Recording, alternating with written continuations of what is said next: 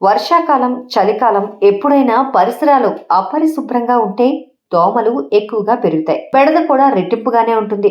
అయితే కొందరు ఎక్కువగా దోమ కాటికి గురవుతుంటారు. తమ పక్కన ఉన్న వాళ్ళు ఎక్కువ దోమలు కుడుతున్నాయని అంటూ ఉంటారు.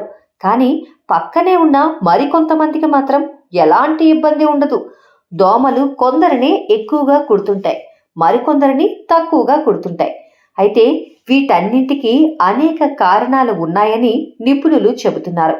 కొందరిని కుట్టకపోవడం, కొందరికి ఎక్కువగా కుట్టడం వెనుక దోమల ఆకర్షణకు కారణమైన జీవన శైలి, ఆహారమే ప్రధాన కారణాలని తాజా రిపోర్ట్స్ చెబుతున్నాయి.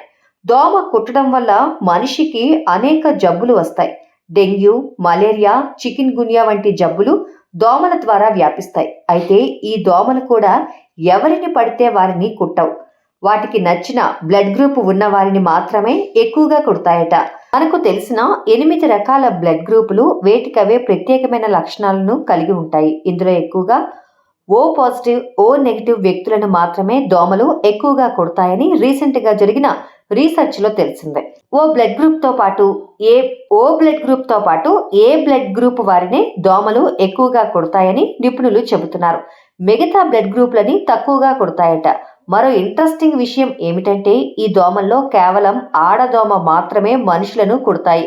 అలాగని మనిషి రక్తమే వాటి ఆహారం కాదు. వాటి సంతాన ఉత్పత్తి పెరగడం అంటే గుడ్ల కోసం మనుషుల రక్తాన్ని తాగుతాయి. ఆడదోమ 200 నుంచి 300 వరకు గుడ్లను పెడుతుంది. అంటే దోమలు వాటి కడుపు నింపుకోవడమే కాకుండా వాటి సంతాన అభివృద్ధికి మన రక్తం ఉపయోగపడుతుంది అని తాజా సర్వేలో తెలిసిందే. మనం తీసుకునే పదార్థాలు మన శరీర రసాయన శాస్త్రాన్ని ఎక్కువగా ప్రభావితం చేస్తాయి. దాన్ని బట్టి దోమలు తక్కువ లేదా ఎక్కువ ఆకర్షణకు గురవుతాయి. షుగర్, ఆల్కహాల్ ఎక్కువగా తీసుకుంటే కీటకాలను ఉత్సాహపరిచేలా శరీరం నుంచి ఒక విధమైన సువాసన వస్తుంది. కొన్ని ఆహారాలు శరీర ఉష్ణోగ్రత, జీవితమే ప్రభావితం చేస్తాయి. ఇవి కూడా దోమల ఆకర్షణకు కారణమవుతాయని చెబుతున్నారు నిపుణులు.